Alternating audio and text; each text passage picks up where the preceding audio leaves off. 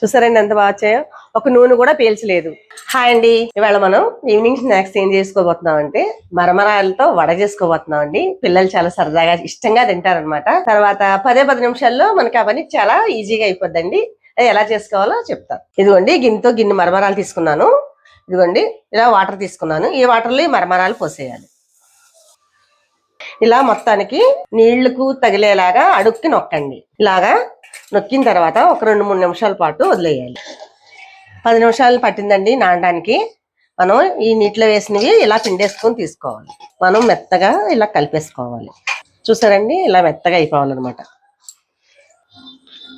2 స్పూన్లు వరిపిండండి, 1 స్పూను జీలకర్ర, కొద్దిగా మిరియాల పొడి, తగినంత సాల్టు, కొద్దిగా మిర్చి ముక్కలు, కొత్తిమీర, కరివేపాకండి. ఇవి మొత్తం మనం కలిపేసుకోవాలి. వాటర్ ఎక్కువ పట్టదండి, కొద్దిగా వేసి కలుపుకోవాలి. ఇది చిన్నపిల్లలకి చాలా చక్కగా చాలా బాగా పెట్టుకోవచ్చండి. ఎందుకంటే పిల్లల కడుపులో నొప్పి కానీ ఏం కానీ ఉండదు అనమాట. తేలిగ్గా అరిగిపోద్ది. చాలా ఇష్టంగా కూడా తింటారండి పిల్లలు. ఇలా కలుపుకోవాలన్నమాట.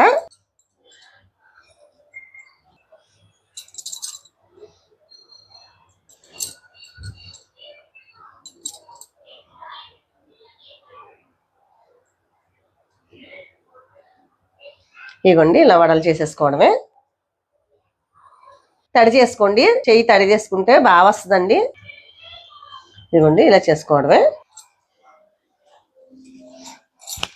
ఇదిగోండి ఇలా వడలు చేసుకున్నాను. ఇదిగోండి ఆయిల్ పెట్టాను. వీట్ అవగానే ఈ వడలు వేపుకుందాం. వీట్ అయిందండి, ఒక్కొక్కటి వేసుకుందాం.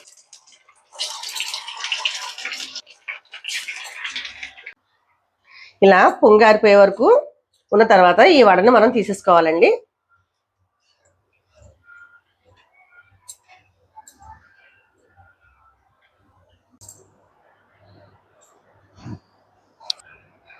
చూసారండి మరమరాలతో చేసుకున్న వడలు ఎంత బాగా వచ్చాయో. 10 నిమిషాల్లో మన పిల్లలకు చేసి పెట్టుకోవచ్చండి.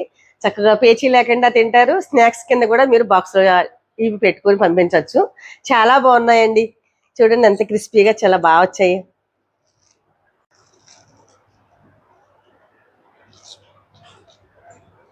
చూసారండి ఎంత బాగా వచ్చాయో, ఒక నూనె కూడా పీల్చలేదు. చక్కగా టేస్టీగా ఉన్నాయండి.